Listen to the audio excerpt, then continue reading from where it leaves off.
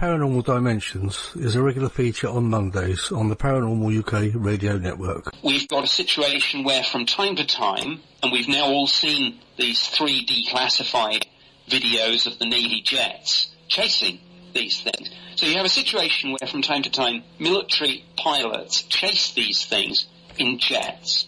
Simultaneously, they are tracked on military radar system, and we don't know what they are.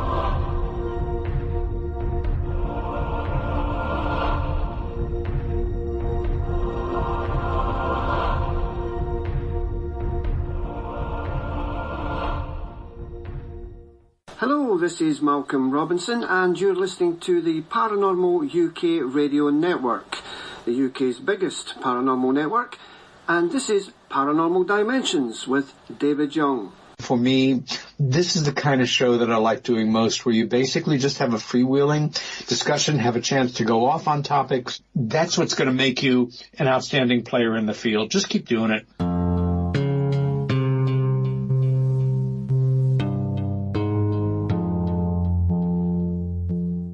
Hello and welcome to another show. Thank you for joining me. And today we've got a fantastic guest. And also joining me today is the lovely Juliet Gregson once again. Hello, Juliet. Hello, David. How are you? I'm absolutely fine, thank you. And you paid me well to come on this show today. I did. So Nigel's one of your biggest fans, isn't he, Nigel? Oh, he's such a sweetie. He's what I call the old brigade, you know, where you can... Yeah, he's an actual veteran, isn't he? He's a veteran of ufology and the paranormal in itself. We can learn a lot, and I think we will in tonight's show, to be honest. Yeah, that's right. Oh, I meant to say thanks for the intro, Malcolm Robinson, and thank you for those kind words, Peter Robbins. I meant to say that at the beginning, and I forgot, but there you go. But anyway, yeah, so I think Nigel's waiting round the corner, so I suppose we better get him on and see how we go, eh? Excellent. Right, I'm looking forward to it, I know that. Me too. Hello, Nigel, welcome to the show. Thank you for joining us. Hello, David. Thank you for having me on your show. And hello, your co-presenter, Juliet. Hi, Juliet. Absolutely, I'm going to have you on. And, and as you've just said, Juliet is joining us. Well, I thought I'd do that bit for you, you know. Yeah. But you knew that anyway, so that's good. Yeah. But so I think you know Juliet quite well. I don't know her at all. And your correspondence on the old Facebook, I think, isn't it, Juliet, to be fair? To be fair, at some point I will come and be annoying to Morecambe, because I need to look at old churches and things, and most definitely. Oh, my wife, who's with me here, says, have you got a passport? Which probably isn't very fair on Morecambe, but never mind. I'm not coming from Knott End. Come on. Now, for our listeners around the world, Morecambe is actually in where is it? Lancashire. North Lancashire, is it? North Lancashire. Yes, it's North Lancashire on the coast of Morecambe Bay, which overlooks the south of the Lake District. Now, is that actually where Eric Morecambe came from, or was that? Yes, it is indeed. It is indeed. That's where he got his stage name from. Yeah. Oh, yeah, so it's not his real name then. Oh, his real name was Eric Bartholomew. I didn't know that. And he changed his name to his hometown of Morecambe. His house, his marriage house, literally overlooks my back end of my house. I can look at my bedroom window and see the house where he lived with his wife. Oh, right. Overlooks the sea. So it's a place of history, and I've actually done ghost hunting escort down at the Morecambe Theatre, and it's something to stand on the stage and think you're actually standing on a stage where people like Morecambe and Wise and Laurel and Hardy. Yeah, Laurel and Hardy. They're from that area, weren't they? Stan Laurel. Stan Laurel was. Stan Laurel came from just across the water in South Lakelands. Yeah. So did you ever meet Eric Morecambe? No, unfortunately not. I've met his wife and I've met his driver, but I've never actually met the man himself, which was quite sad, really. One of my comic heroes from my youth. Yeah, they were good in their day, weren't they? Oh, brilliant. Absolutely brilliant timing. Yeah. Unfortunately, I grew up in that generation which we should have had more Monty Python. I was a Monty Python fanatic when I was a student, and that led to a lot of chaos in college. Oh dear. Yes, well, we won't get that. I nearly got chucked out several times thanks to that. Yeah, they were ahead of their time, weren't they? I think really the Monty Python group. Although they were kind of a spin-off of the Goons, weren't they? I suppose, really. But... Oh well, yeah, they were the Goons of their generation. Yeah. Of our generation, of my generation. Yeah, but Morecambe and Wise was an annual Christmas event. Everyone had to stay and watch the Morecambe and Wise Christmas show. You had to sit on telly and sit by the telly and watch that. That was part of Christmas. I mean, the thing is, they still show them, don't they? Oh God, yeah, and the humour's still good. Yeah. It's still good today. You can, I like about the guys like Tommy Cooper. I met Tommy Cooper way back, and the guy could make you laugh just by walking in the room. Yeah, just his face, wasn't it? That's a sign of a good comedian. It's a guy who can just walk in a room and everyone's in hysterics. Yeah. It doesn't have to say a word. It doesn't have to be, dirty. It doesn't have to use crude jokes. You just stand there and everyone creases up. Yeah, another one for me was Normal Wisdom. Oh yeah. He's like, again, Normal Wisdom, Isle Man. So he comes through this part of the world as well. Yes. He lived in the Isle of Man. Yeah. So there you go. But I'm not northern by birth, as you can probably tell by my strange accent.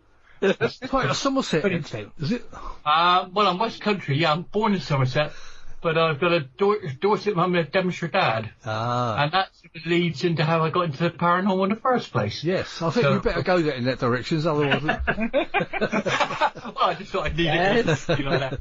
That was well brought in there, Nigel. I like that. Oh, thanks very much. Thanks, David. Yeah. I'm available for hire, rates, parties, wedding venues. I was just saying before the show that Juliet paid me a handsome fee to get on the show today with you. Oh, here we go. Yeah, because she says that she said that you're one of her biggest fans. How much do I owe you for that one? Oh dear. No, it's strange, you come. Let's say I'm born in the West Country. All my family are West Country. I had my DNA done once for genetic testing for the family tree thing. Yeah. And it came out 98% West Country and 2% Irish or Scottish. It must have been a good night with a Celtic rain somewhere another way back. But, basically, I'm West Country through and through. And the West Country it's a place I turned when I lived and worked down there, because I was a paranormal journalist. That's my background. I termed it the Paranormal Peninsula because, as you know, A, it's a peninsula, that's pretty obvious, but B, because it's immersed in the history of Celtic religion. Absolutely. It's also got smugglers. It's got farming and the traditions of pagan worship, of which I can tell you a few stories there. We've got the Orlands. We've got UFOs, we've got ghosts, we've got every type of paranormal and supernatural event. Yeah, it's got a sector for witchcraft as well, isn't it? Oh, yeah. Yeah, as ever. I mean, I did actually make a living basically specialising in the West Country for over 20 years.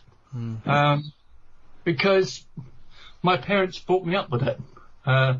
My father's family farmed on the edge of Dartmoor, and my great-grandfather was a warden of Dartmoor and a lay preacher.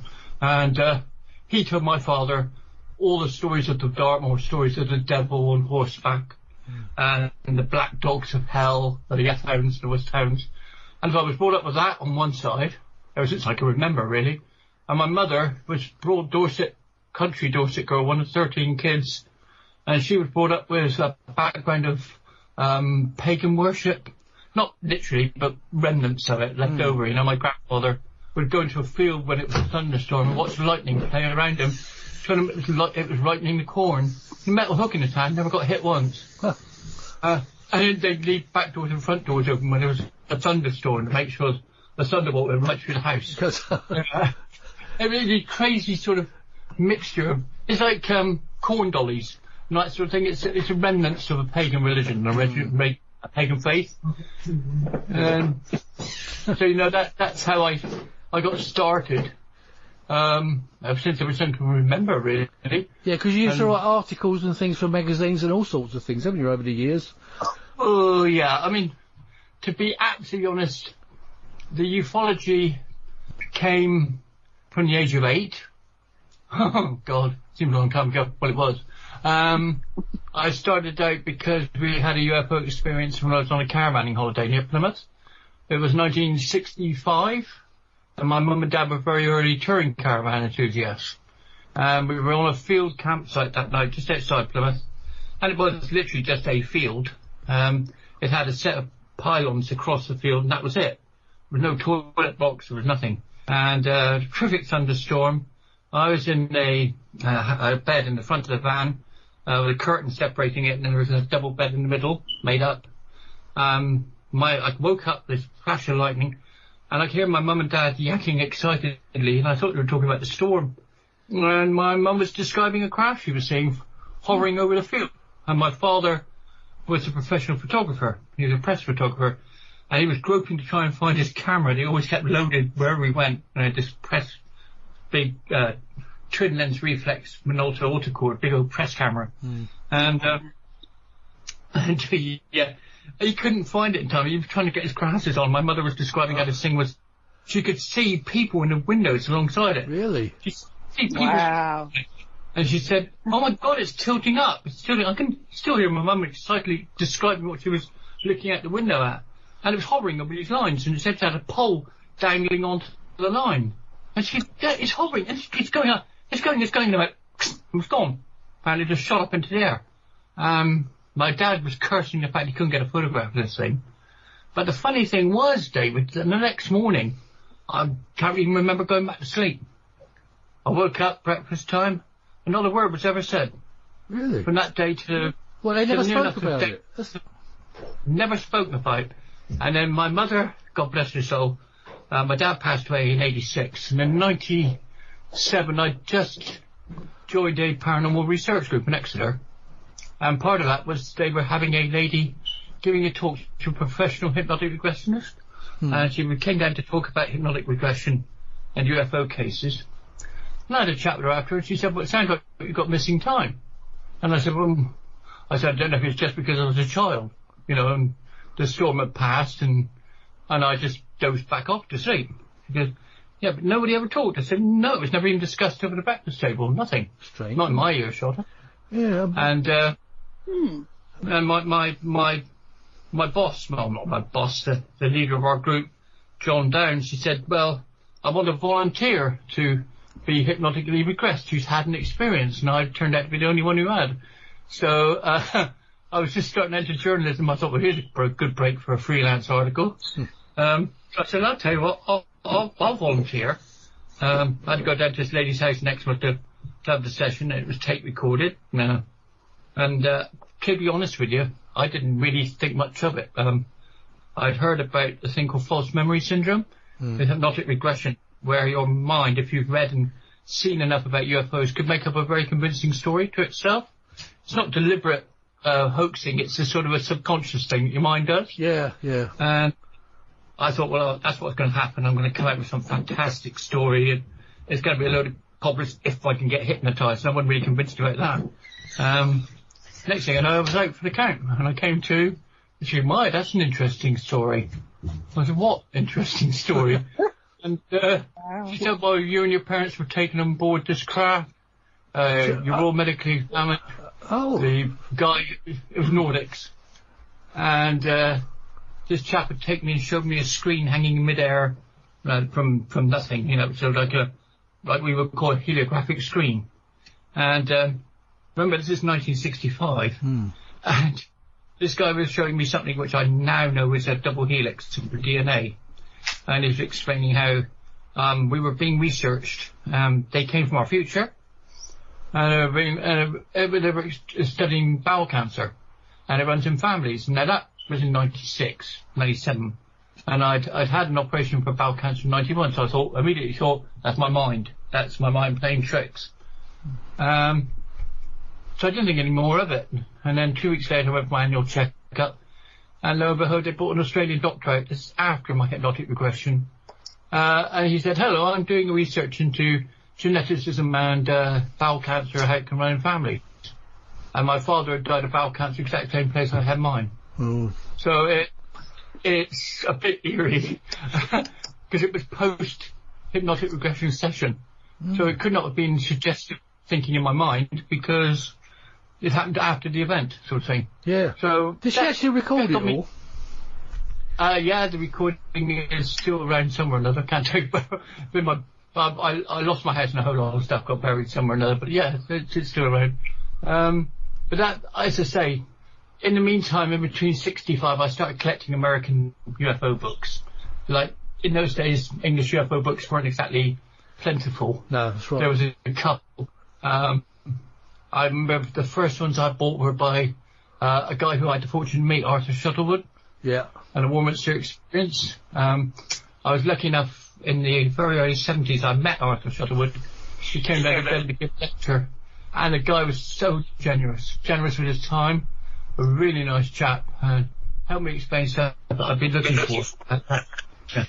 I was doing astronomy, and I'd seen a few odd things, and I was explaining it to Mr. Shuttlewood, and Arthur was really taking quite a time to encourage me to look. He said, you've got to come up to Warminster sometime and have a look on Cradle Hill, which I eventually did in 76. But in the meantime, I was collecting American books. Have you ever remembered paper pulp fiction books from America? They used to be awful smelly things. Yeah, I've got a few here, actually, some of the old American ones. So a couple of the old George Adamski and all that sort of stuff. Oh, yeah. I mean, I had a map up on my wall when I was like, by the time I was 10 or 11, I had a big US map, all the states now in it, and I was trying to even then pin out all these locations of towns I'd never heard of. Yeah. In, southwest Texas, and trying to find the thing, I'd have to use a magnifying glass to try to find it. And then putting these coloured little drawing pins, the sort of pins you put in posters with red and yellow tops. Yeah. And I was trying to figure out if there was patterns, because then I think I've got to thinking about there must be these aren't just random sightings. There's got to be something going on. And I carried on through the 70s. Grizzly Le Trench. Yeah. Peter Pageant. Yeah. Oh, Peter. Of course, Eric Von Daniken. I know. Before we say anything else, Eric Von Daniken. No, I wasn't going to say anything. I've met Eric Von Daniken a couple of times. Yeah. I mean, I've only met him once, so when he wouldn't remember it because it was a book signing. But I tell you what, I got from Eric Von Daniken, David, which I'm really forever grateful for. Up to then, like most youngsters, we believed what we were taught in school by history teachers. We accepted that was the history. And the one thing Eric Von Daniken did for me and for a lot of people in my generation, for which I shall be forever grateful, was he opened up our minds to the possibility of alternatives. Yes. That maybe history isn't what was taught. Yeah. You know? Yeah, to start asking questions. That's exactly right. Yeah. Absolutely right. He opened up the mind. He took the blinkers off. And I never looked back. And after that, I started getting into all sorts of... Do you remember there was an organisation called Contact International? Yes, I do. They did a little tour. I think I went to see one of... I can't remember the name of the chap that used to run it, but I think he came to Southend sometime, and I went to one of those meetings. Yeah, we wouldn't come down to South West. I don't think anyone knew South Bristol existed in those days, but... yeah. But I started, I went up to, as I say, I travelled up when I got a motorcycle in 76, it took me to Honda 200 and rode up to Warminster, rolled in one night, rode into the town pub and asked the landlord where Cradle Hill was, and you could hear the pin drop. And then the sniggering started, so he very kind chap told me where to go, and I rode up to Cradle Hill. And there were some guys and girls there, and I got up and I actually did a night's sky watching in Cradle Hill with an old tin of tin flask of stewed tea. They still do it, don't they? And, they still do. And I saw a couple of interesting lights and out there. But it was the atmosphere, if you know what I mean. Yeah. The atmosphere of the place is just incredible. I'd say I sort of hopped around the 70s into the 80s. His UFO magazine started up with my dear late departed friend, Birdsall, Graham Birdsall. No, but, yeah. And Birdsall gave me my first break into journalism, professionally, and I will be forever grateful to Graham. I was a complete beginner, a novice in the world. I gave up my taxiing job in '97. I was a taxi owner, and my wife, God bless her, we'd only just had a baby, and she said, well, look, this is obviously taking more and more of your interest. I was getting bored with my job. I was more interested in the paranormal and making a go of it. And she backed me to become a journalist. So I quit and I became a freelance journalist. A bit of a gamble, really. Yeah, definitely. A second-hand Apple Mac running on OS 3 and a 9-inch green screen that I nicked from my brother-in-law who's a journalist. And I sat there writing ridiculously awful articles, and I started writing a weekly column for my local paper. Yeah. Because we had a big UFO wave in '97 and the next one. I mean big. It was about 120 sightings in one summer. And we had UFOs, we had USOs, we had ghosts, and we had all sorts of things, crazy things going on. The editor was desperate for someone to write about it. He knew I was a bit of a UFO nerd, and he asked me if I'd like to write a piece. And my brother was writing for the sports page anyway, so it became a bit of a family thing, didn't it? We all started going into the journalist side, and I hadn't written anything since college in '78, and it took me a week to do my first 1,200 word piece. I mean, it's quite hysterical looking back at it. But I don't know. I just went from there, and when UFO Mag came out, and that was what I'd collected since day one, and I wrote to Graham Birdsall and I sort of said, you know, I'd like to have a look at this piece, and he very kindly sort of read it and brought it back with a few red marker points on it to sort of say, more, you know, like a headmaster, pay a bit more attention to this part, insert, and then he said, phone me at the bottom, didn't he? And I gave him a ring, and it was like, hello, Nigel from Devon, a lovely Yorkshire accent he used to have, and he called me Nigel from Devon from that day on. Yeah. And I mean, eventually, you took a step that a lot of people don't dare take. I mean, most of us will stop at that point where we're buying books, reading books, but we won't take that any further. I mean, I had a great big, I had scrapbooks and things where I used to collect things, but that's as far as I took it back then. But you went down one step further and actually stepped out of your job and went into the, you know, writing about it yourself, you know, which was quite a brave thing to do. Well, I got lucky, David. I got very, very lucky. I'm going to mention a guy here who's known within cryptozoology circles a lot. His name is John Downes, and he runs what's called the Centre for Fortean Zoology down in Devon. Poor John has recently lost his wife, so he's in mourning at the moment. But the guy, I owe him virtually everything I am today. If I am anything at all, I owe to him. Because I phoned into a radio show when I was still in the cabs, and I queried him when he was on one of his radio shows on WWM, and I said, "You're wrong." And I beg to differ, young man, he said, with sort of posh public school accent. And I said, "Well, you are?" He said, "Well, come up and argue with me then." So it was my own cab, so I said, "Right, I'm taking the afternoon off, I'll be there in 20 minutes. And pulled up outside the extra radio, then went to the reception and said, "John Downes has asked me to come in and speak to him." So they very kindly escorted me into the studio, and I sat there opposite him, him and Graham running the show, and I said, "Well, this young man has dared to query my thinking on it." So he said, and that's how I got in, and then I joined the CFZ. I didn't know anything about cryptozoology, and I ended up being a full-time investigator with the CFZ, and I went out and did filming and that with him, and he brought me, and he trained me into journalism, he trained me to photojournalism and television and radio work. He really did take me under his wing, and that takes a lot, you know, to do that for nothing, and I will be forever grateful to the man. And I got lucky. I co-wrote a book with him in the end. Yeah, it's still a very brave step to take, you know, to actually walk out of your job. Yeah, because like I said, I mean, most of us don't take that step, you know.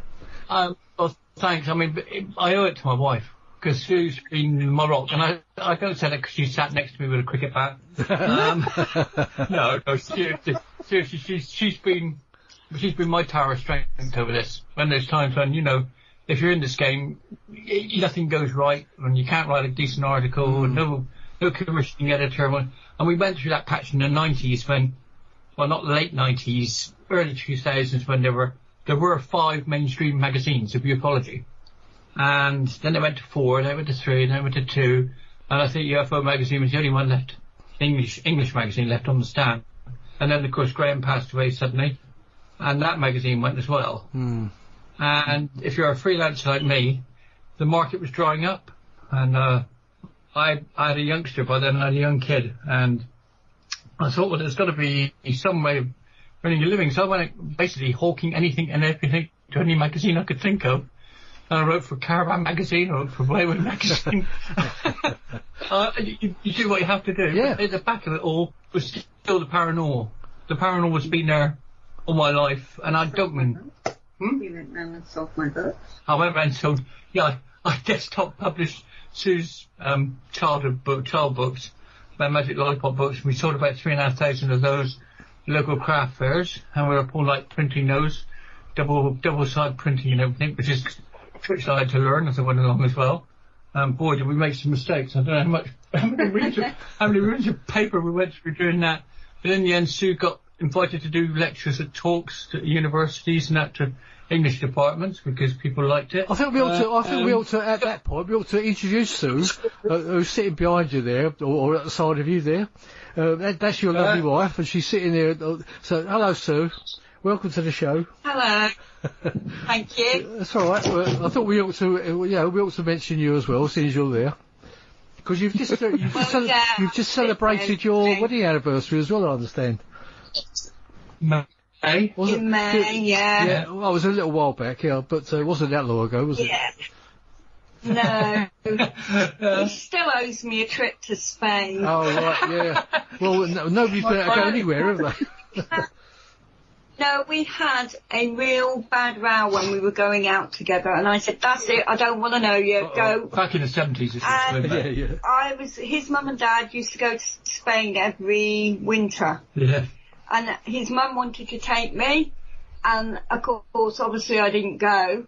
And I keep telling him he still owes me it. But it's an interesting life with him and with Nigel. I never know what next is coming up, basically. You know, I can wake up at 2 in the morning and he's outside with his telescope and his camera. He doesn't take me because I went out once and my daughter was home from uni and we sat there doing E.T. Go Home. No, he doesn't take me out there very often. Well, my youngest daughter, Beth, as Juliet knows, I don't know if you know Dave, but my youngest daughter just graduated from Roehampton Uni. Yeah. And she's come out, she's got a first class honours in photography. Oh, excellent. Yeah. So, and my father would be extremely pleased to think there's another professional photographer. Yeah. Well, congratulations to Beth. That's well done. Yeah, she's going to do her MA now. She's going to do it in fine art. I'm good at taking photos of feet. That's very good. She cuts off heads. We are a bit of a Laurel and Hardy into ourselves, I think, Sue and I, but we work well. We seem to bounce off each other. And, it helps if you've got a decent partner in this game. You've got to have an understanding partner. There's a place in Devon called Woodbury Common. Not that tale, dear. It's a family show. Well, yeah. It's all right. I can always shop it out. Oh, God. And I used to go up with him, and I used to fall asleep because I couldn't see what he was looking at. Well, David, you know what I was saying to you the other day when we were having a chat about areas of high strangeness? Yes. That phrase that Hynek, the late Dr. J. Hynek made. Areas of high strangeness. Well, Woodbury Common is one of those. It is a smallish site of interest. It's high up. It's gravel beds with fir trees. It's a very strange area. It's got a very perfectly preserved Iron Age fort. It's got 40-odd tumuli, none of which are inhabited. They were all built but left empty. And it's owned privately by Clinton Estates, but the main road's going across it. And I went up there because there was a lot of UFO activity. But there's also been a lot of black cats, of which I've seen one, up close and personal. And there's ghosts. There are witchcrafts. There's at least 2 active covens there. one for black arts and a more pagan one for the other.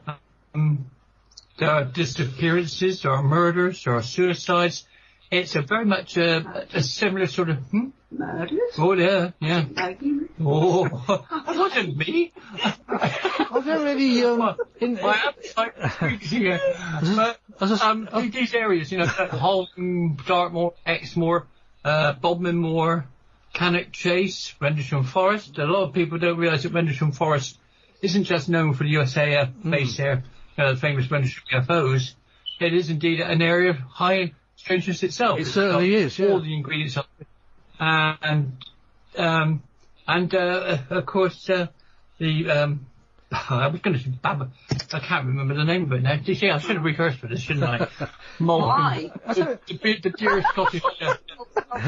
Do any of those places you're mentioning? Do any of them are there ley lines and things around? Oh God, yeah. I mean, you could talk ley lines. I don't know what your feelings are on ley lines, David. Well, I do know that Rendlesham Forest does actually line up with quite a few things that are over in the West Country, doesn't it?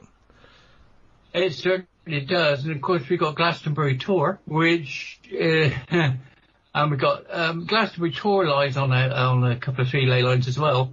Now Glastonbury Tor, personally, I shall very briefly dip in and out because I don't want to talk about my illnesses too much, but I had cancer, and I got about a year and a half after my cancer. I wasn't getting much better. The cancer had been taken away, but I still wasn't recovering my health too well. And something one day told me to get in my car and drive to Glastonbury. Don't ask me why. I wasn't even particularly thinking about it. I wasn't thinking about it much at all. I'm barely able to walk to my car, and I thought I'm going mad because it's about a 70-mile drive. I went to Glastonbury, parked up at the base of it. It was a rainy old day, and I thought, what the heck am I doing here? Now, I'd only just relearned to walk properly. I had over 1,000 stitches in my front, so you can imagine. 1,000, wow. But I managed to get to the top. That was outside, and that was the outside, not the inside.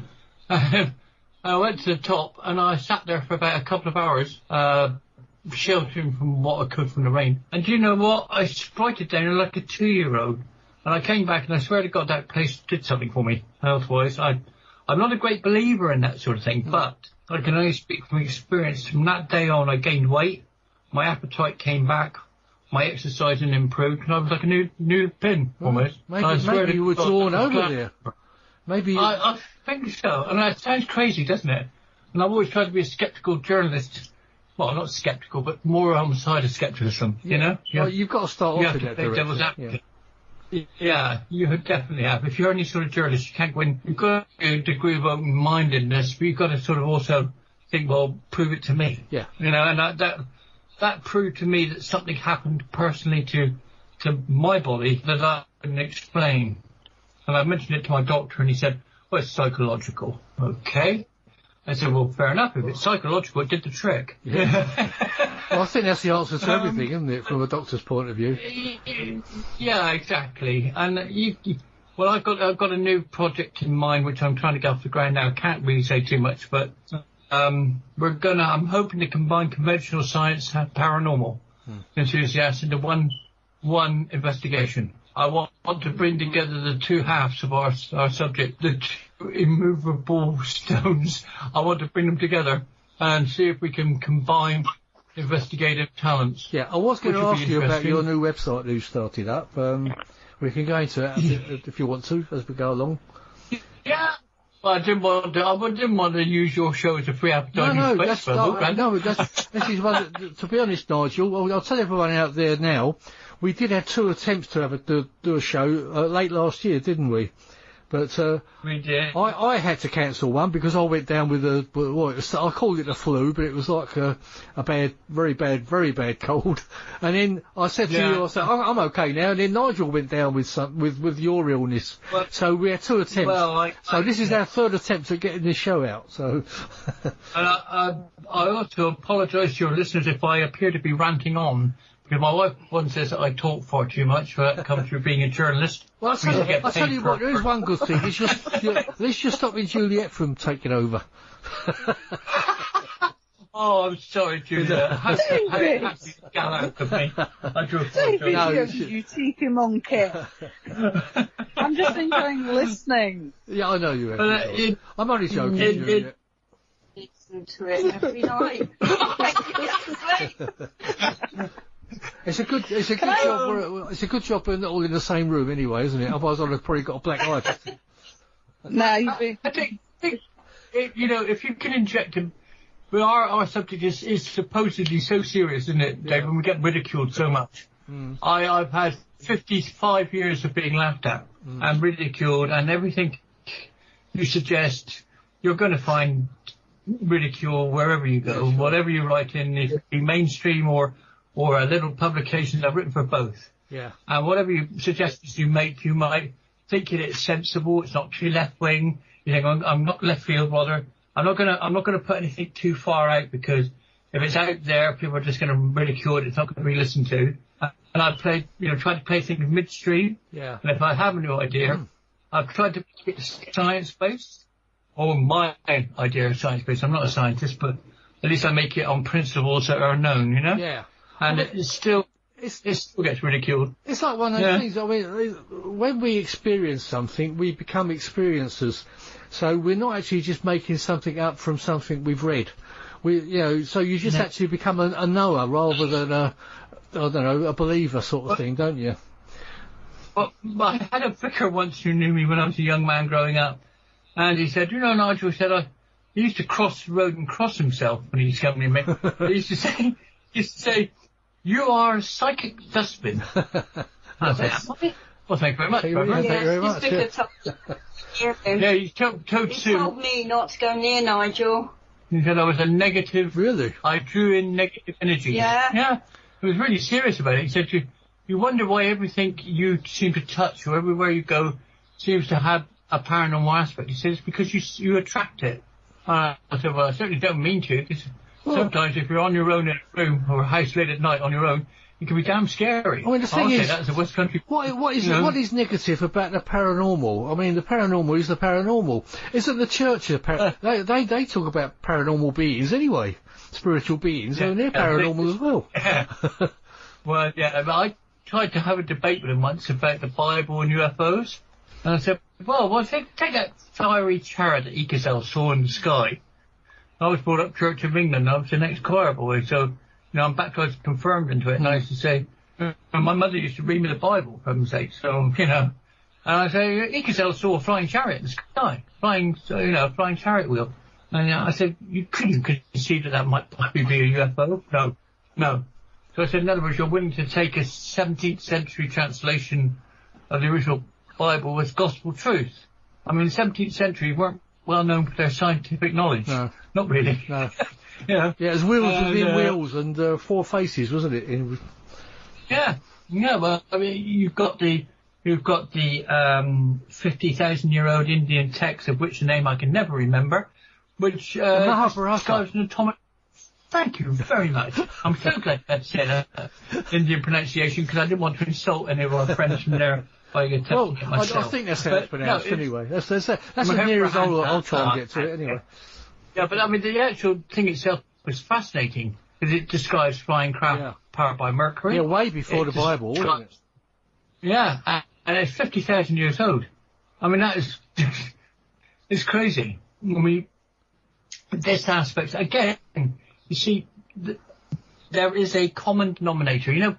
All paranormal guys and girls who've been in it for years want to find a common denominator of all paranormal and supernatural stuff. Yeah. They all said there is a common cause. I believe that. I thoroughly believe that all paranormal and supernatural events are caused by one thing. Yeah, they've all got a link. And that is electromagnetic and geomagnetic force. That's the common link. They got connected. Mediums. Well, my wife's saying about mediumship, because I married for a guy who's in paranormal. I'm very lucky. I married Sue, who's a natural medium. She's clairaudient and clairvoyant. Oh, right. Clairvoyant and clairaudient. She's seen and speaks to them. She's done it since she was a kid. Right. No one ever trained her. She doesn't practice the art. She doesn't do demonstrations, anything like that. It's just something she I don't like history. Yeah? And I don't like history. You hate history, hates old buildings. She's the ideal person to take on an investigation. Because if I go to a building, I'll take mate, because she will not have read a word on it. She will not know what the place is like. I will never tell her any of the history. And I take her in, I suppose, as a test piece, what am I looking for? A common denominator. I'll take her and say, what do you think of this place then? Knowing I know what I know, she'll say, do you want to ask me anything? And then you'll come out and you'll say, in that. oh, crikey, yeah. We went to a little church near Oakhampton, a place called Sorton. It's on Dartmoor. It's where my family farmed. They farmed there for 600 odd years. And my great-grandfather was buried right outside the front door, and I'd never been to the grave, so I thought I'd go there. And was talking to him. We walked inside, and there were two old ladies in the church. I got talking about my family, because I love history. So I was talking about the family history. My wife was looking at this empty altar. There was nowhere else in church. And then she said to these two old ladies, who's that lady vicar with those rounded glasses? So she's staring at us. And these two women looked absolutely fearful. I thought they were going to have a heart attack. She said, there's no one there. You're on about whatever. I can't remember the surname. And she said, she's been dead for 40 years. Oh, my God. My mother said, well, she stood there smiling at us now. She this is the way Sue is. She just takes us. I mean, she'll tell you, they look to you like normal people, don't they? They are. Yeah. Well, of course they are, yeah. They don't hurt us. Well, They don't hurt me. I don't know if they hurt anyone else. Well, you can duck if you see it coming. We can't. Well, yeah. Oh, do you think there are such? Do you think there are such things as evil spirits as well, though?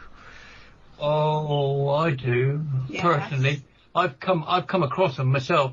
I've been hurt by a spirit, Dave. I've been really bad hurt by a spirit, physically attacked by one, and that was in the Winter Gardens up here.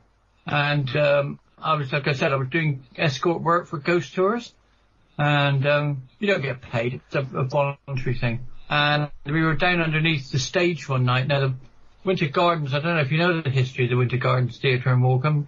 Juliet probably does. You know a bit about the history of that? I do. I'm just listening and learning. Well, thank you for getting a word in, Juliet.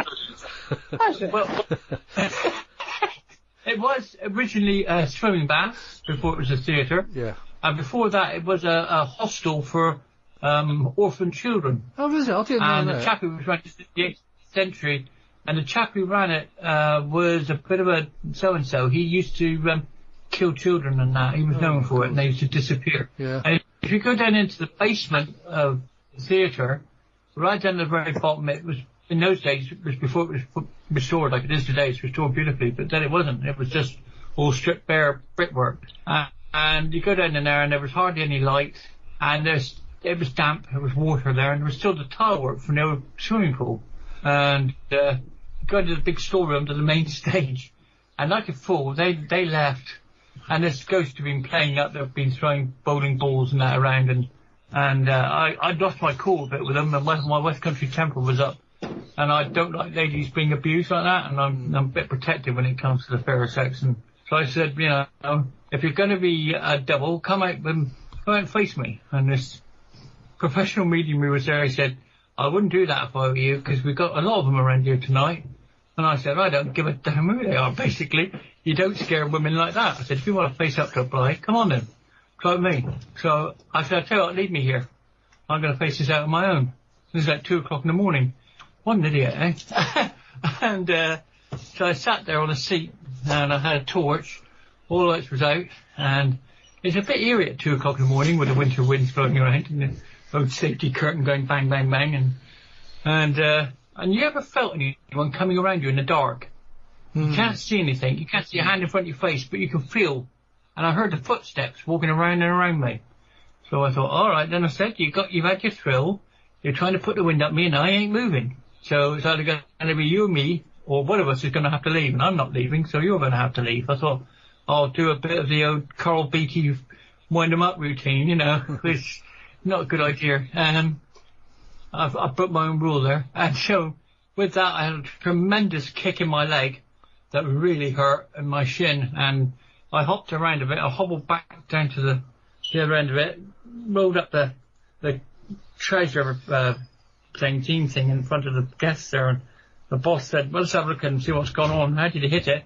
And there was a lovely imprint of a boot with hobnails right across my shin. Wow. You could count the hobnails on it, and this thing. And I had quite a bruise on my for about a couple of 3 weeks on my leg. So that was the one time I got attacked by a poltergeist or a ghost, call it what you will. Because rule number 1, don't wind people up. Yeah, I should say no to that. Then the medium said, well, you were lucky. He told me the following week, he said you were lucky. He said, he said you were lucky, you had 12 of them down there, they were all the witches of Pendle. I went, what? He said, well, we had all the witches of Pendle there, including the old Mary, the old leader of them. He said they were going to wind you up good and proper. I said they didn't need to. I think the caretaker got me beforehand. So yeah, they're good fun, ghosts. And yes, they can hurt you. I got possessed there as well, but that's another story. Yeah, it's been fun. Yeah. I've enjoyed it. It's fun. So he could. So before you actually, so I'm just trying to work out that. So he could actually sense them before you got, before you were attacked, sort of thing. That's that's quite amazing to me. I can sense my mother and my sister. Everyone's on the female side of my family. My grandmother, my mother's mother in Dorset was Jewish. A whole Jew, but pure Jew. And she practiced the Jewish art of medicine. Right. But she also used to, my mother used to call her a witch. That was her own daughter. She said she was a witch because she used to go and gather all the herbs and go out to the hedgerows, and she cursed people and everything else. And so it went down through her. Then my mother had the gift of sensing. She could sense things. My sister is a full-blown medium. My daughter, Bethany, my youngest now, she walks into a room, doesn't she? And she can see it as it was 500 years ago. Wow. And she said, it's like stripping off layers of the room to her. You can see as it was with the Tudor planning, shall we say, then with the Georgian, then Victorian wallpaper, and finally as it is. She's actually ghost, but she says the buildings as they were, which is a fascinating gift. I just sense people. Of course, she's got the full-blown mediumship, which I think her daughter gets it from. Yeah. So it seems to be on the side more than the male. So how sensitive are you? Can you pick up stuff as well yourself? I can sense presence. I can sense when a building is wrong, and I can sense where something happened. Yeah. But that's about as far as it goes. Right. Thank God, and I say this as a paranormal coward. I say thank goodness I can't see them or treat them. I mean, it'd be great, wouldn't it, to be a journalist and a paranormal investigator and have the ability. I sort of envy it in a way, but not in another, if you know what I mean. Yeah, certainly. Walking down dark lanes and that at night don't worry me, because where I lived in Devon we had 10-foot hedgerows, and 5 o'clock at night when it was dark in winter I used to walk 4 miles back home from school. You know, in those days you could do it, and didn't have to worry about evil so-and-sos around in the world then, you know. And I walked miles and miles in country hedgerows to go out early in the morning picking mushrooms on our own and that. Real country boy. I've just brought your book cover up called Chasing the Shadows, A Life Spent Searching for the Paranormal. So, and on that it's got like a picture of a man walking down like what looks like a tunnel. So do you picture that as yourself? Yeah, very much so. Walking into the unknown. That is, I don't know why it is, but 9/10 of paranormal stuff always happens in the dark, lonely places. Have you ever noticed that? It always seems or a dark hollow of a wood or a forest. The dark seems to be associated with our profession so much. Chasing the shadows, well, I thought that described my name. I designed that cover myself, and it was a feeble attempt at first feeble attempt at designing covers. I used to do Sue's children's ones, so I thought I'd have a crack at my own. That was a first attempt at my autobiography. I'm rewriting that at the moment. I'm going to make that illustrating a lot bigger. Oh, yeah. I want to do. Is that one still available on Amazon? Is it? It is, but it's not as good as it should have been. Right, to be fair, so it's better to wait until you reissue it. Wait, give it 12 months and see my reissue. Right, yeah, okay. Because there's got to be a sequel, which has got Found the Shadows. That's what I'm going to call a sequel. Right, well, when you bring that out, you have to come back on, Nigel, as well. Oh, thanks. Thank you very much. You can come back as well, Juliet, as well, if you like.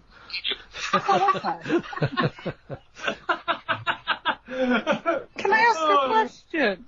Yeah, of course you can. Am I allowed, David? Yes, go on, Juliet, go on. Are you sure? Knock yourself out, Juliet. Yeah. You're the co-presenter, so... I know, but it's like you two are just drinking beer in a pub. It's like... How did you know I was just drinking a swig of beer? Yes. I don't even him with him when he goes talking paranormal. I just leave it. I know. Right, Nigel, right. You're talking about being hypnotised. Okay. Mm-hmm. Yeah. Would you do it again? Would you let me do it? Oh. Nothing personal, but probably not. I'll tell you the reason for why. The reason for why it left so many questions unanswered in my own head. That even today I think to myself, I was only reading the notes about it. The lady sent me a whole load of copious notes as well as the tape. I was reading and rereading it, and I'm thinking, I've started seeing a lot more UFOs recently. Well, I've seen them all my life, but the last sort of couple of years, I've not consciously done this. I'm sort of easing off because I've semi-retired. And I don't write a lot nowadays. Not as much as I used to. But it's like something's drawing me to looking out the window at certain times of night. And 9 times out of 10, this light will be there. And it's like something is attracting me, and I'm wondering, in the storyline it had, we will visit you from time to time for the rest of your life. And I'm thinking, God, why are they visiting me now? And it got me a bit spooked, to be honest. And if you're 2 o'clock in the morning, you look out of a window and there's this light sort of hovering there. Yeah. And I'd take photograph, I've done hundreds of these photographs. You have. If you go to your Facebook, Nigel, then you can actually see a lot of your photographs, can't you? Yeah, you see, David, then that's a bone of contention in itself. Because once I retired, money wasn't too clever, because if you're on disability benefit, it's not brilliant in this world. And, you know, when you've got family to feed, we've all got bills. And so I was using my good trusty Samsung S5 Galaxy phone camera, which is nice. It's a 16 megapixel lens. It's a decent little camera for its time. But to get the full sort of effect, I ran it through Adobe Photoshop. Now, I've been using Photoshop for over 20-odd years now to examine and sort of investigate paranormal photographs of all types, cryptozoological, ghosts and everything else. And I know about pixelation and distortion through overuse of the filters. It's rule 101 of Adobe. You never use the filters to their full extent, because you're going to ruin the picture before you even start. But I still get it today. Oh, that's pixelation. Oh, you've overdone it.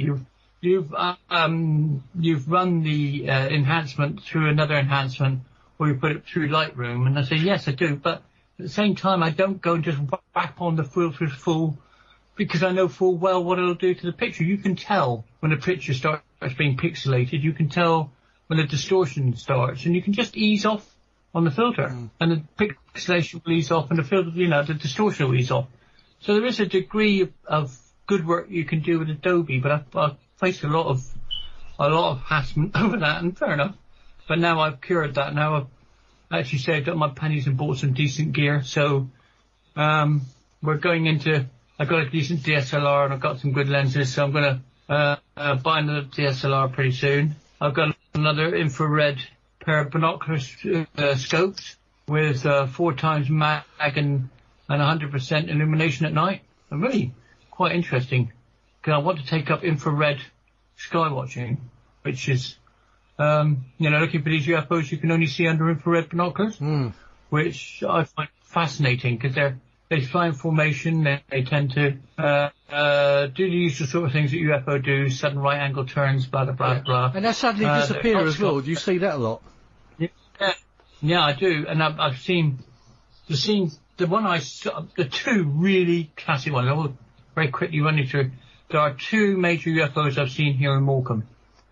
I saw orange orbs, which you've always seen. We say Chinese lanterns, don't we? You know, Well, standard. It was a Chinese lantern. This thing came up at 45-degree angle, shot up through the cloud level and into the sky during a thunderstorm from the ground. And I thought, that's unusual. And I saw about 4 or 5 of them, didn't we, that day? Yeah. And then we went out, and I found out that where they were launching them from is a massive, great wartime hangar that was used during the war for rebuilding Lancaster bombers. And apparently now it's just used to store a ton or two of potatoes. But nobody seems to know who owns it, which is rather curious. And all sorts of interesting thoughts going through my mind, but I would say that. But Heysham has got a history of these lights. If you look in the local paper, and like I have been a nosy journalist too, it was being seen in the 90s. Yeah. Being seen in the 80s. Well, I'll tell you what, you're talking about that orange colour. I mean, I don't know if you've heard, I actually saw an orange oval object in 1966 going across the Essex sky. It was a big oval of, yeah, and it was all different tones of orange. It wasn't just one tone of orange. It was all like different shades. Can I ask how old you were then, David? I was 16 then. Yeah. Yeah, so really, you count like myself as either one of the first or second generation of British ufologists. Yeah, well... Because... Well, no, I don't know about that, because I mean, the thing is, I never did anything about it. All I did was went home and told people about it the next day, and I got people taking the mick out of me, for that sort of thing. No. Well, don't worry about it. In college in the 70s, I was known... I went to Exeter College to do business studies of all things. And I used to go down there, about 4 or 5 of us that were into UFOs and stuff.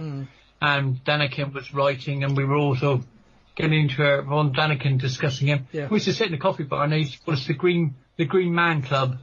And they used to make you come in there, and you sort of get inflatable green men thrown at you, because they used to sell them as Smiths, God. And they get the Mickey taking out some chronic out of us for it. But you get used to it in this game, don't you? Yeah. Well, it's easy. It's easy to take the mick than actually do a bit of study and sort of find out about it, isn't it? Well, I must say, I've got one major thing. So I've got to say, well, I don't know how we're doing for time. Yeah, we've got you. Carry on. We're fine. One major thing I'd like to say. I started out ufology like most people did in the 60s. I was thinking that all UFOs were extraterrestrial. It was almost accepted they were beings from another world. Yeah. Over the years, I came to maybe change my mind a little bit and think that they were government projects, black military, blah, blah, blah, blah. I'm sure some are, yeah. I'm sure some are. And we're talking about the 2% that are fully unexplained, okay? We'll knock out the 98% that you can account for. And out of that 2%, I think there are quite a proportion of not only UFOs, but all paranormal and supernatural events that are interdimensional in origin. Yeah. I've come to that conclusion most firmly that interdimensional travel accounts for so much. It accounts for having Bigfoot in England, which is far too small a nation to have a resident population of Bigfoot. And yet they're seen. I was going to say, some would disagree with you. Well, of course I will. That's the nub of our subject, isn't it? Yeah. We're always going to get disagreement till it's proven one way or the other. But free and polite discussion and disagreement. Yeah. That's the mother of all invention. I mean, to be honest, this is what I've said about this show. That's why I called it Paranormal Dimensions, because I believe myself that a lot of things it's interdimensional. A lot of stuff we see. Well, no, conventional science tells us now that our known universe is not just 1 or 4 dimensions, it's hundreds of dimensions. And if you can think of it as a bit of plyboard, plyboard's got so many layers glued together. Instead of 4, 5, 12 ply or whatever, you've got thousands of dimensions or hundreds of dimensions. And they're all travelling in the grain is all going in different ways. Yeah. Each dimension is different to the other. I mean, it's one heck of a navigation feat. Oh, sure. But but I still think that's possible. And I think ghosts are probably dimensional. Yeah. Definitely. Yeah. I'm going to hit a lot of opposition with that, but I think so. She wrote an article once for Paranormal Magazine, which just said, who are the ghosts, we or they? Are we ghosts to them, or are they ghosts to us? Are we looking into their dimension, or are they coming into ours? Yeah. Do you know what I mean? Well, a different level of being. I think a lot of people would say, wouldn't they, that we pass on, and our spirit then goes on to a different level of existence. Yeah. What did they say? It's just a door you pass through? Yeah. No, exactly. Yeah.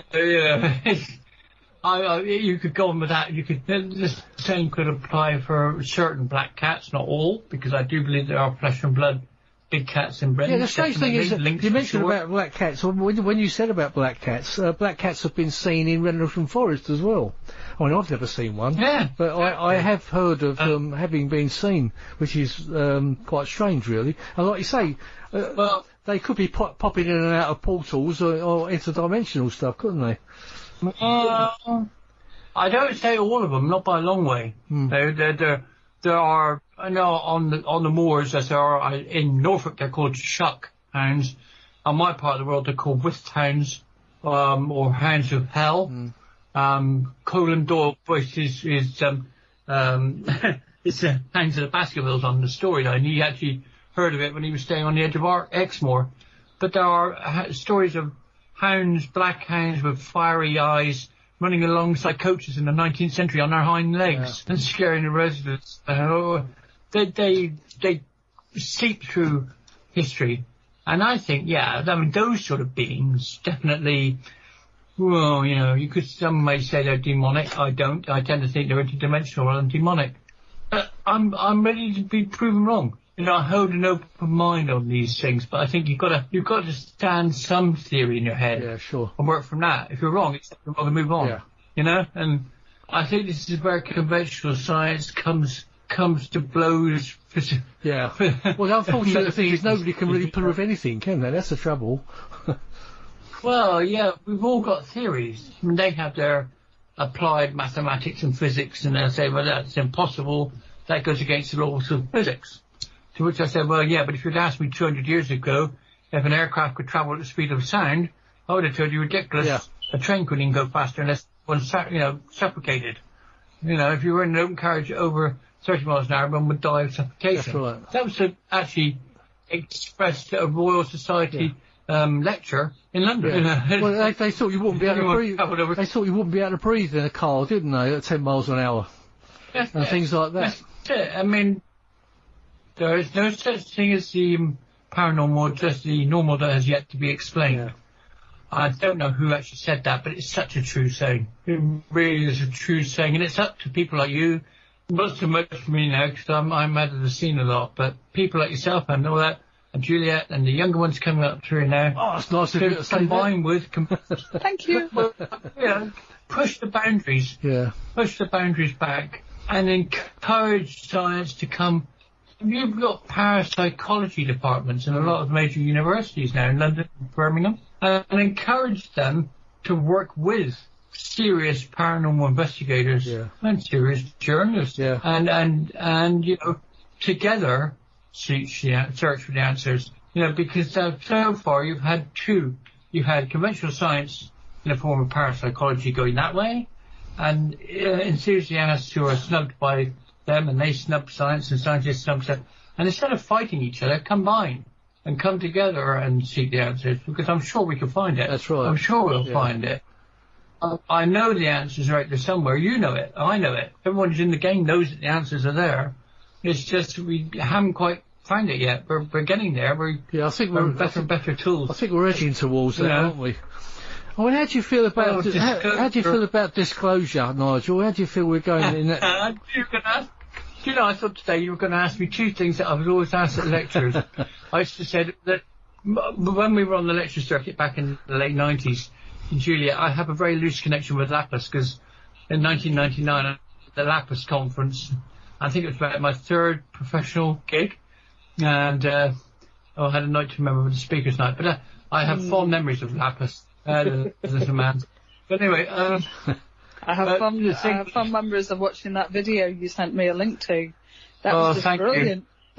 Mr. Dan, dear John, as I say, he's grieving at the moment for his wife, but dear John, he had, shall we say, he's a large gentleman. He weighs about 16 stone. He looks like a grizzly bear. He's got this really wild, sort of wild scientist look.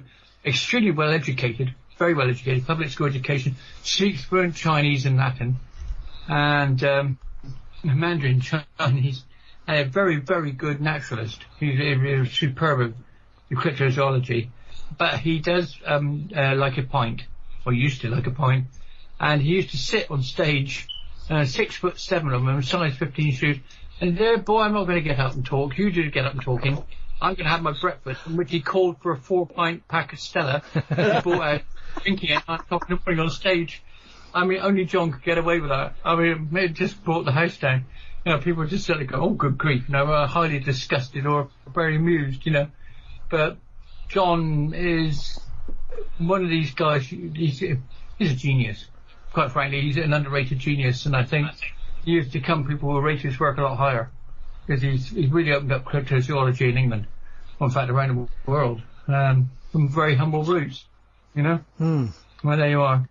But, yeah, there was a time when I couldn't see any connections with cryptozoology to anything supernatural, but I'm beginning to actually, over the last couple of years, the same as spirit and things, I couldn't see the connections with UFOs, but over the last few years I'm beginning to sort of see there are connections, you know.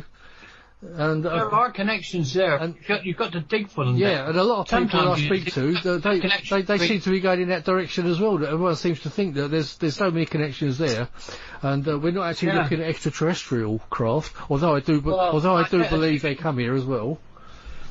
Well, in 1997, we had this UFO wave I was telling you about. Yeah. And one of the calls I got, because John was an extra and I was an extra on the coast, 13 miles away. And I phoned up John. I said, "Yeah, John, we've got a very rare thing, zoologically speaking," because he likes maritime zoology as well. And I said, "I've had a whale wash ashore." He said, "Well, that's interesting, because you've had one for years. Do you know what type, what size?" I said, "Not yet." He said, "Well, get down and get a photograph." And I don't know if you've ever tried to photograph a dead whale, but it's got a stand-up wind. And it was still relatively fresh. Oh, my God, it stank. And it was a blue whale. It was about 20 foot long. And as a ufologist, I was taking these photographs basically just to give to John, because I wasn't into marine geology at all. And then something interesting, I looked, and it had been cored out. And as a ufologist, my mind immediately went, ding, cattle mutilation. I thought, it can't be right. And I said, it's got to be some it's got to be some maritime thing, maritime creature of some sort. But it was about the size of a dinner plate, and our entire genitals had been poured out on this thing. Wow. Smooth-sided, being cut with a laser. And then I walked around, and the poor thing's bottom jaw was missing. And then I really started ringing alarm bells for me, and I thought, whoa. And I waited, and then as I was there, the English Heritage chap turned up. Now they're in charge of disposing of animal carcasses off the beach, whales and porpoises and dolphins. And I was talking to him, I said, what caused that? He said, I don't know. I said, well, it's cut. I mean, everything's missing. He said, it's not a boat strike. I can't explain it. Without an autopsy, I just don't know. So I said, well, why are you at it? I said, the bottom jaw's missing. He said, he said, they're probably, souvenir hunters. They've come down and yanked it off and gone away with it. I said, we're talking about a full-size blue whale here. This thing's lumpy, you know. I said, they'd have to have a chainsaw. Yeah. And this is right underneath the War Marine firing range. I think they might have been noticed. Then they'd have to have yanked up a sheer sort of 20-foot ladder, steel ladder off this rocky cove, and then carried it across a busy caravan. Yeah, there'd be signs of it, wouldn't there? There would. And I said, this is ludicrous. He said, well, they're after their teeth. They're after the whale's teeth. Yeah. Okay. So I told John, and I said, this is happening right in the middle of a UFO wave. And when we were doing the research for the book, I found 10 years to the exact day beforehand, there'd been another UFO wave in 87, another one in 77, another one in 67, right back to 1907. There have been UFO waves over Exmouth and East Devon at that particular time. And in 1987, another whale got washed ashore exactly on Orcombe Point, a more rare one this time, one called a Cuvier's beaked whale, and it's not found anywhere really except the Pacific. And here it was in the North Atlantic. Not only that, they'd never get washed ashore. There's only one known skeleton known of a Cuvier's beaked whale. They're extremely rare. This one had been mutilated. Its jaw had been gone. And at the time they said it had been extracted, it had been taken for its teeth. The only problem was it was a male, and male curviers don't have teeth. Oh. And this thing had gone again. And I wrote up the thing, and I called the sad tale of the mutilated whale. And I think it was a case of a mammal mutilation in the middle of a UFO raid. There were USOs seen around that area. There are a lot of USOs coming out of the sea and everything there that were witnessed by several people. And I think, I think this was all part of the UFO wave. So yeah, cryptozoology does have a part to play with, well, certainly ufology. Yeah. And I think with interdimensional phenomena as a whole. So, interesting. Very interesting. Quite fascinating. I mean, I had no idea that there was sort of the sevens were into it, the 77, 87, 67, etc. The first recorded sighting I found... You've heard, no doubt, of Nick Redfern. Yeah. He's coming on the show in November. Oh, my goodness me, you must say hello to him. Yeah. Nick and I go back a long, long way, roommates. And I was I was doing research for this book, and I came across, in a local library next to us, and I came across records for a 1909 newspaper called the local one, called the Express Journal. And it was actual copies. And it wasn't on microfilm, it was actual copies, newspaper copies. And on the front page, in those days, it used to have sort of a layout. Format was local news in the middle and national news print news stories around the edge on the front page. And one of these was strange invasion queries in Humberside. And I thought, that's interesting. What's this about? Now, I knew that UFOs had been seen airships, mystery airships, in the early 1900s over England. And this was on about how, now wait for this one, 2 strangely black-clad men drove rapidly up to some workmen near Teesside somewhere and jumped out of their black car and inquired if anyone had seen these airships over the river, and then inquired if there were any mines laid in the river, whereupon they were directed to inquire at the port office, where they jumped into this black car and drove rapidly away, quote unquote. Now, doesn't that sound a bit to you like Men in Black? Yeah, it certainly does. And I said to Nick, I said, this is a Men in Black. And it's 1909. This is crazy. This is absolutely crazy. I mean, I, like most people, thought, 40s, Men in Black, early 50s. This is 1909, it can't be. We wrote it up, and Nick was very kind to include it in his book recently. And I've had a woman in white experience in my family, which was quite nasty. Just after I started writing, a very strange white-clad woman turned up with sunglasses, white mac, white trousers. She will witness this, she'll tell you herself in a minute. I was out, Sue went to the door, my young youngster in her arms, and this woman said, is your husband a man who's writing about UFOs in the newspaper? Sue said, yes. And said, well, tell him to stop it or else. Sue shut the door in a bit of a panic, because she had a youngster with her. Then ran up to look at one pocket, which was a straight road where I used to live. Yeah. You can see about 300 yards away. No sign of her. Disappeared, gone. Wow. And I took absolutely no notice whatsoever and carried on writing, and no one ever happened. But it's a bit scary to how it happened to your family. Yeah, well, for someone to come knocking on your door, yeah. Yeah, I wish I'd take a photograph and ask her for a quote. Oh, well, there you go. Anyway, I'm way overlapped. Sorry, mate. No, you haven't. That's fine. I'll tell you what, though, Nigel, when you've got your book rewritten, you'll have to come on and tell us about it. It's Chasing the Shadows, A Life Spent Searching for the Paranormal by Nigel Wright. And hopefully, how long do you reckon before you get it out? Within a year? It's got to be 4 years. It's got to probably be towards... Probably the middle of next year, I should think. Yeah. May, June time. Because I've got a load of photographs to dig out. It's going to be really just, like you say, somebody who was into it from a kid. Yeah. And it's like I was born to be with it, and it's something you can't ignore, I think. Yeah, it's strange, isn't it? How it sort of takes... When I was a child and I was sky watching, that's all I used to do, just go and watch stars. I did it. I went to live in Franco, Spain. For a couple of years. And in Spain, when Franco was in rule, at night time it was deadly quiet, there was nothing going on, there was no nightclubs. I know that. But I had my telescope So I used to go sky watching in the Spanish skies, and brilliant starlit skies, unlike anything you see in this country. Yeah. You see the Milky Way. Lovely one.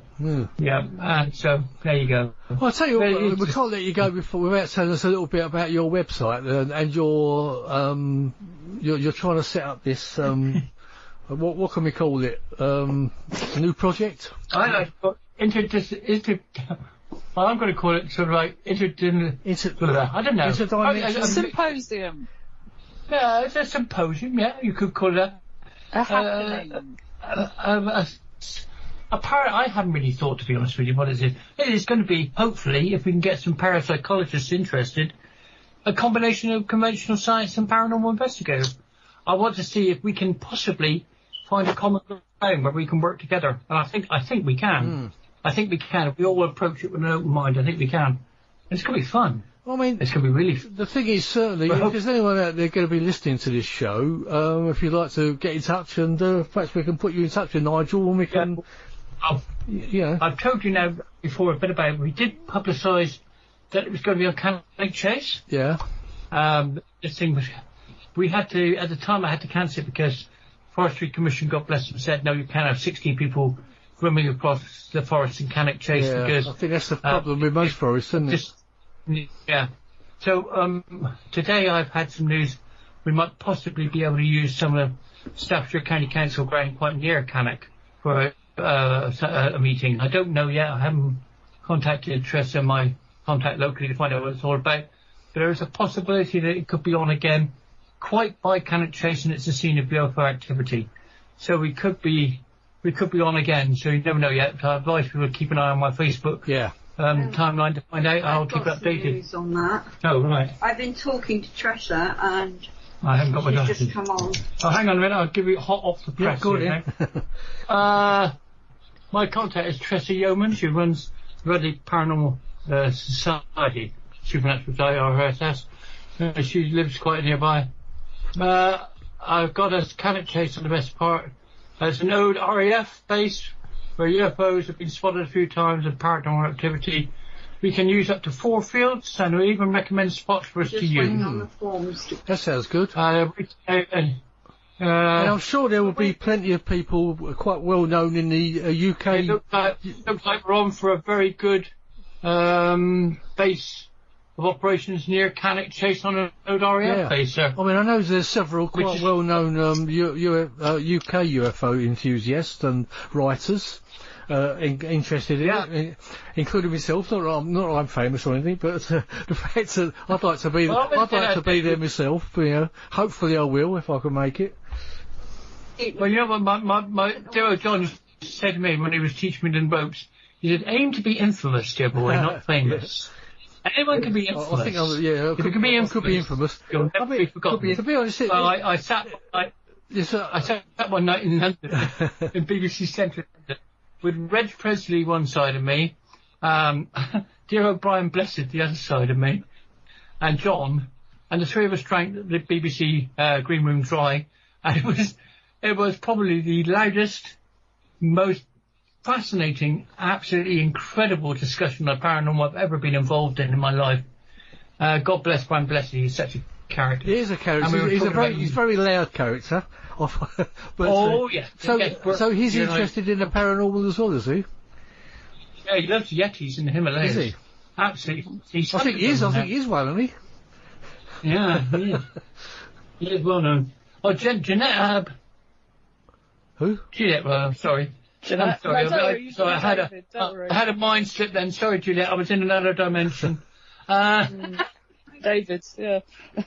I think you've actually met Brian, haven't you? Yes, I saw him last year at Lancaster. Yeah. He was big, booming, brilliant, and just incredibly funny. My jaw ached. Oh. And then you were telling me when you'd met him, and it was like, he was just... Boy, how wonderful this marvellous Shakespearean voice booms out across it. The incredible chap. I think the best is he just walked on stage and he just looked at everybody. He just went, Gordon's alive! Funny enough, I remember him, he started off in Z-Cars, didn't he? As a UK TV show. I don't know if he did anything before that, but... I tell you what, watch him on there's I don't know if it's a TV or a film production of Henry V with Kenneth Branagh. And he plays one of the dukes, and he marches into the French court to deliver a message in full suit of armour. And what a character, what an entrance. He's got the sort of backcloth of smoke coming out behind him, billowing out, and this huge immense physique, in full armour comes out to deliver a message to the French king. I'd have surrendered right away, quite honestly. I wouldn't have bothered fighting. It was quite, he's a lovely guy. I'm very fascinated to talk to you about the Himalayas. Fascinating, because as you said, the guy's been there, he's seen the footprint of the Yeti himself. He's actually tried to find the thing. Oh, that's interesting. You get him talking sometimes. But if you have Nick Redford on the show, please say hello for me.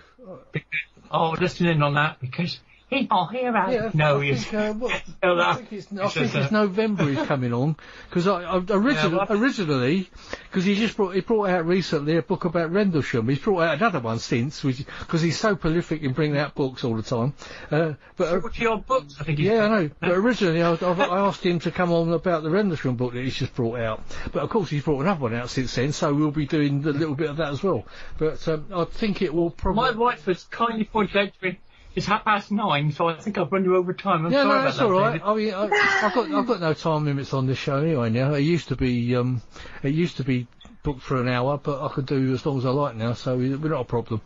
But the thing is, we don't want to make them too long because people have got to listen to them as well. Not that you're boring or anyone's boring. It's just that I probably do rattle on a bit.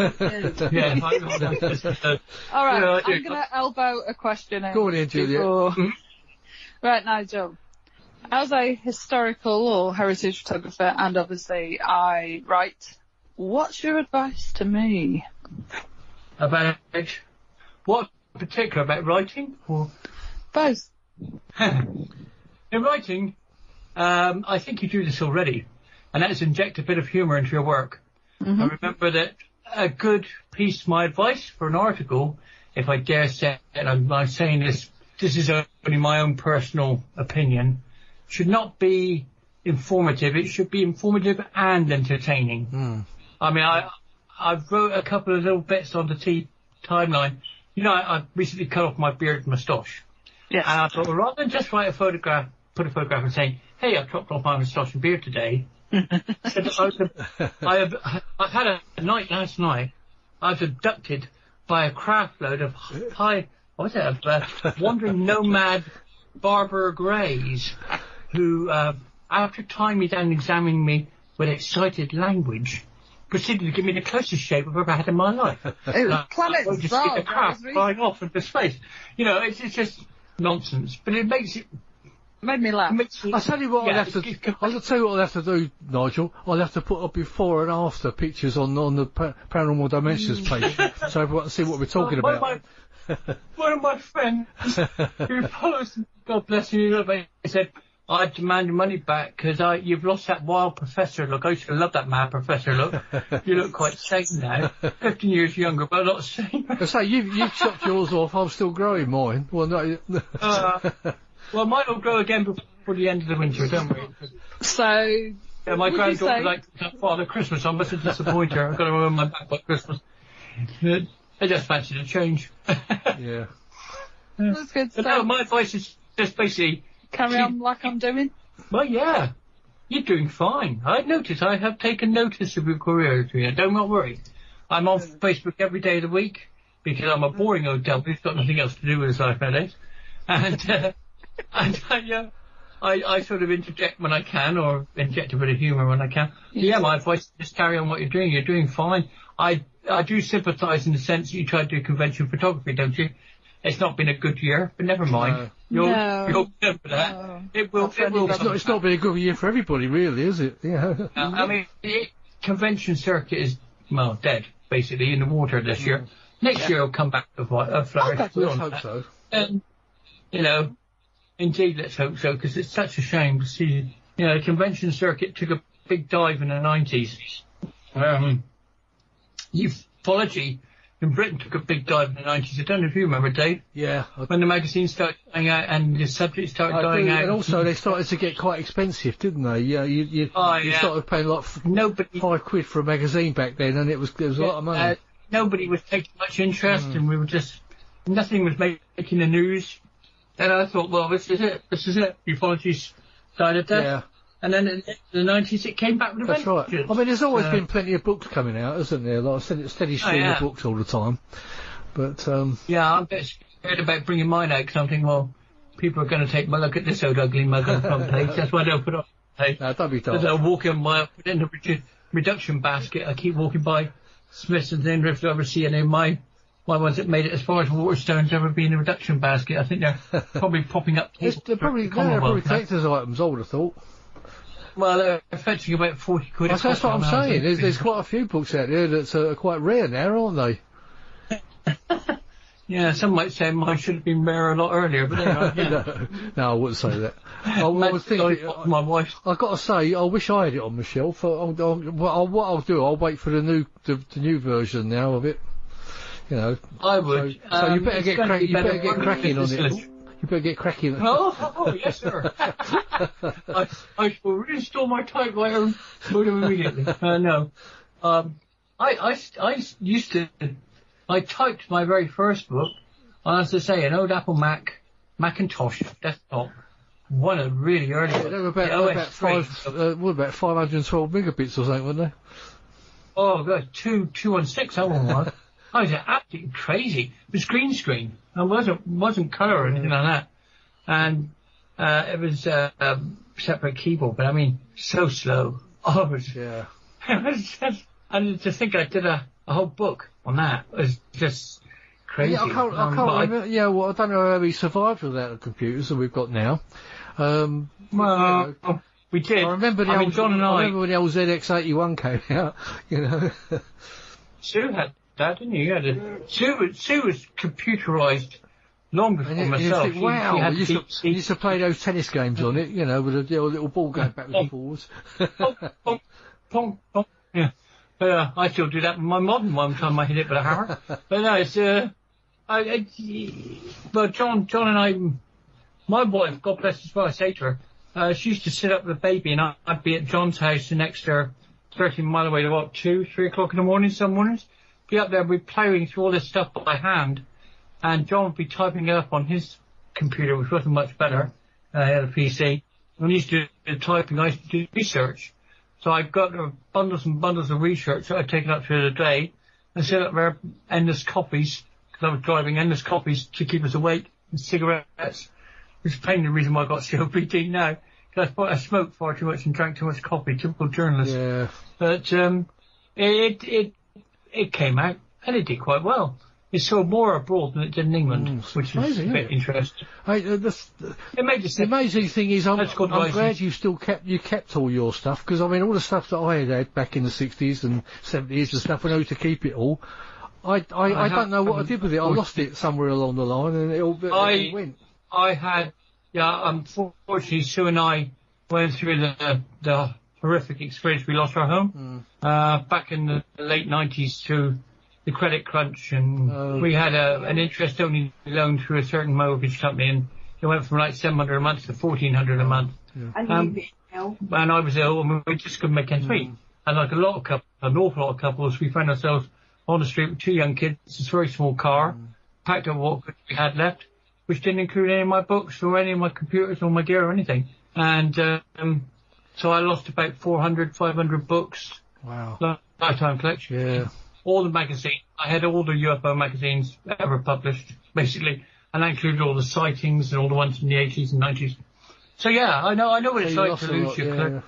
Well, you probably had it sounds like you had a much more collection than I had, you know, but I did lose quite a lot. I think I must have lost it somewhere, because I'm on my 3rd marriage now, so I think I lost it on my first one somewhere. Yeah, I mean, it happened. And the last. I'm on my 2nd, it'll be my 3rd soon, sister. That's going to be the world's first radio divorce settlement. There we go.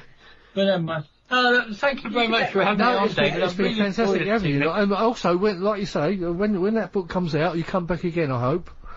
And, I will indeed. And like I say, the hopefully this meeting of mind. Hey, I have suddenly thought about it. We're going to call it the Meeting of Minds convention. Meeting of Minds. There you go. So you come up with a. That's a good. I've come up with it live on air. There you are, folks. Yeah. I think that's a very good title. Meeting of Minds convention. We've penciled it in for May next year. It'll be on the bank holiday May, which will be. Check the website out. Well, check out our website. Our website. Yeah. The website is my own personal website is www. I like that. Crazy Ufologists. It's all one word.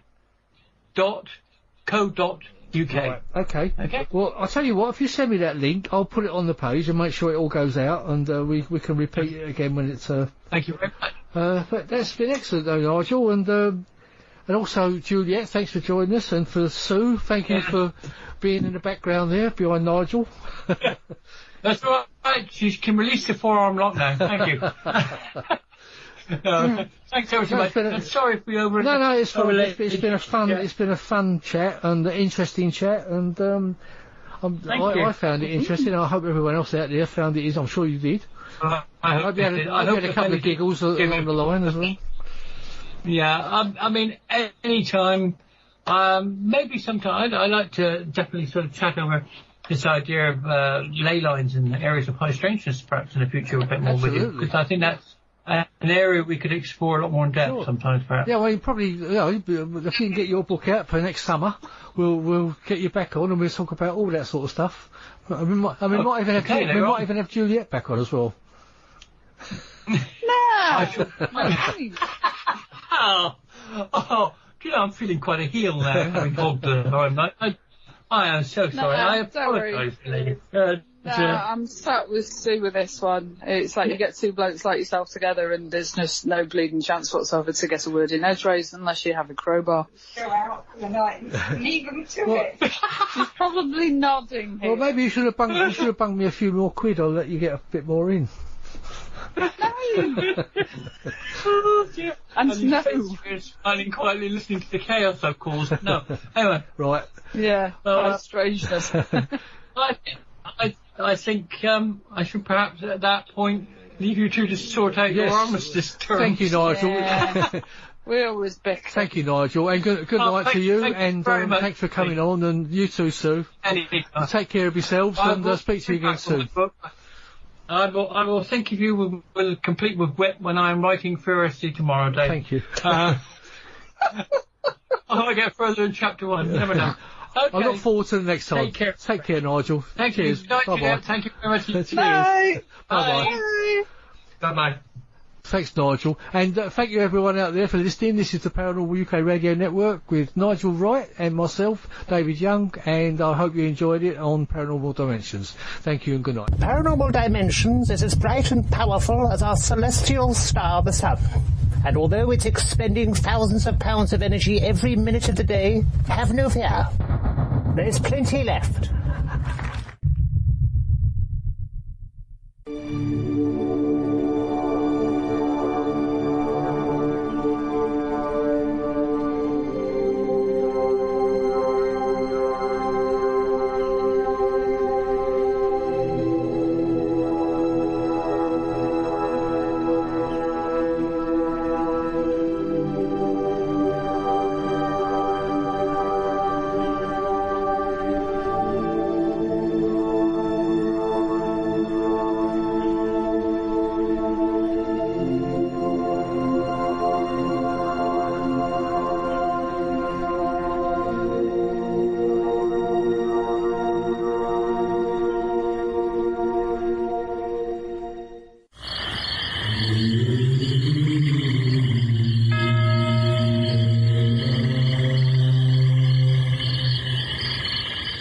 Paranormal Dimensions is a regular feature on Mondays on the Paranormal UK Radio Network.